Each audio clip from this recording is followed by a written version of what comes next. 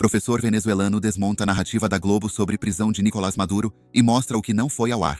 Antes de tudo, deixe o like, porque este vídeo pode sair do ar a qualquer momento, e compartilhe com o máximo de pessoas possível. E agora a gente vai receber mais um convidado que também conhece muito bem a realidade da Venezuela, o seu intrincado contexto político, e vai tentar nos ajudar também a entender o que pode vir pela frente. Esteve conosco não faz muito tempo assim, mas foi obrigado a voltar agora porque os fatos realmente se sucederam de uma forma muito rápida, veloz. Estou falando, claro, do William Clavijo, que é venezuelano, vive no Brasil, PhD em Políticas Públicas e Desenvolvimento pela Universidade Federal do Rio de Janeiro.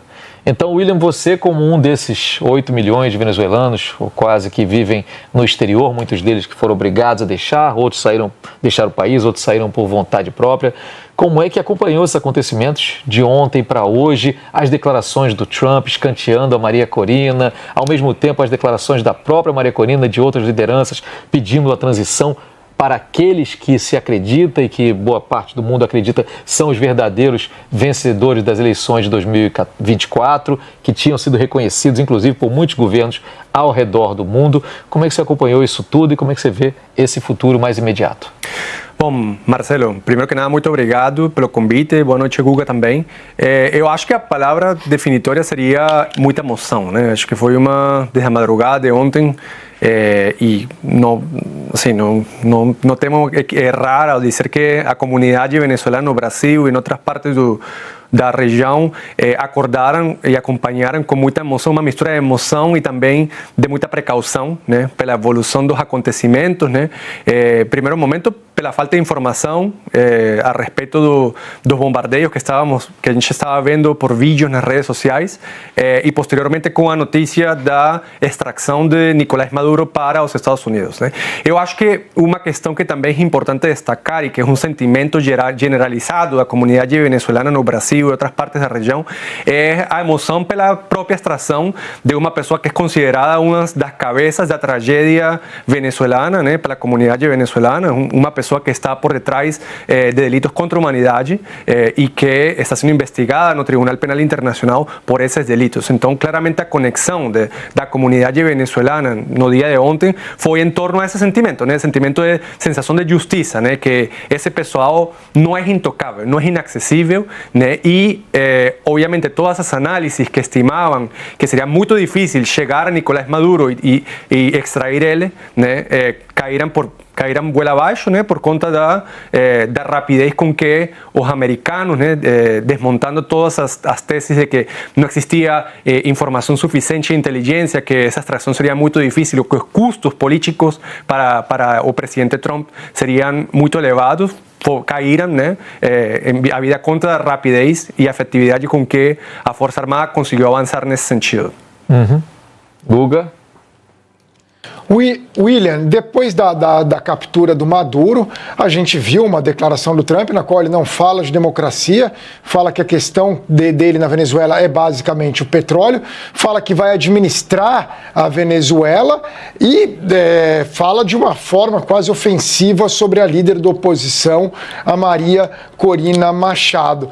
Para você, na diáspora venezuelana, como foi ouvir essas declarações do Trump? Além do que das suspeitas, o próprio Trump dizendo que vai trabalhar com o regime venezuelano na prática. Ele e o Marco Rubio indicando que vão trabalhar com a Delcy Rodrigues. Então, e muitas indicações de que eles estão realmente em conversa, que talvez até tenha havido algum acordo para a captura do Maduro. Então, como que é ver esse outro lado também? Quer dizer, o Trump capturou o Maduro, mas vai trabalhar com o regime chavista que está no poder, tratou mal, falou de uma forma quase ofensiva da Maria Corina Machado e diz que vai administrar a Venezuela e que ele quer mesmo o petróleo venezuelano. Como que é esse outro lado? Olha, Guga, eu acho que, assim, para começar, né, e é uma visão muito pessoal, de acordo com a minha trajetória acadêmica, eu acho que é importante descartar que o interesse norte-americano seja só o petróleo. Eu acho que essa análise fica muito curta, porque o próprio Nicolás Maduro tem sido um dos atores que mais ofereceu incentivos para para Donald Trump negociar contratos petrolíferos em troca de garantir a estabilidade do chavismo no poder. Eu acho que tem outros interesses, né, que apontam para uma mudança de regime, respondendo a questões geopolíticas, a nova estratégia de segurança nacional para o hemisfério, né, e outras questões que influenciam a tomada de decisão do governo norte-americano, né? E isso também é importante destacar, né, que é o mercado internacional de petróleo, se a gente acompanha e olha como tem evoluído esses indicadores, a gente observa que o preço do petróleo vai em queda, né, tem através de uma trajetória de queda sustentada por mais de 2 meses, né? É um mercado que está sobreabastecido, tem sobreoferta desse energético, né? Então, digamos, nesse sentido é importante destacar que petróleo não responde suficientemente a aos interesses do governo norte-americano para a região, né? Dito isso, também é importante, acredito que é importante matizar as falas do presidente norte-americano, um presidente que é caracterizado por umas falas muito extravagantes, é um presidente que também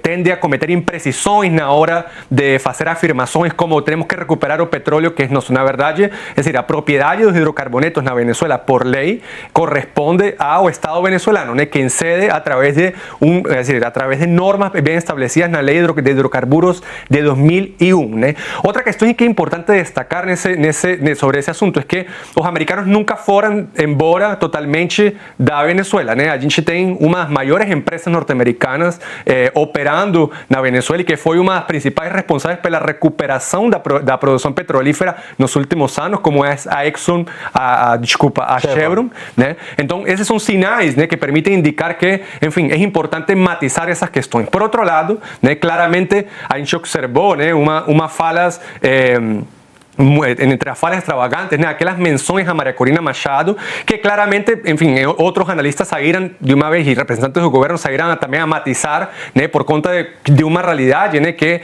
uma transição para a democracia na Venezuela necessariamente implica de bases sólidas para garantir a ordem, né? E o cálculo estratégico de quem acompanha esse processo, inclusive lá em Washington, né, é que necessariamente o processo de transição não vai ser imediato, né? Não pode ser imediato, e ele necessariamente passa porque os atores que controlam, exercem o controle do território, possam garantir certas condições de estabilidade, né? Ainda é muito cedo para dizer se essa negociação com a Delcy Rodríguez está orientada a garantir que a senhora Rodríguez permaneça no poder e que vai ser uma negociação para garantir, para que o chavismo continue governando, né? Como muito se filtrou nas comunicações, nas negociações que houve em Doha e que houve essa ligação que houve entre Nicolás Maduro e o presidente Trump. Ainda é muito cedo. Por outro lado, é importante destacar, né, a relação que alguns setores do Partido Republicano ainda mantêm com a diáspora venezolana nos Estados Unidos, né, e o respaldo que congressistas e outros atores políticos relevantes que fazem parte da base eleitoral do trumpismo deram ontem para a senhora María Corina Machado, né? E aí a gente pode citar os parlamentares, principalmente do estado da Florida, que deixaram muito claro, né, que o interesse também é de garantir condições, deixaram muito claro que apoiam uma transição com María Corina Machado e Edmundo González no poder, né? Respeitando a vontade popular, né? E que, enfim, estão acompanhando esse processo de perto, né? Uhum. Perfeito, professor William.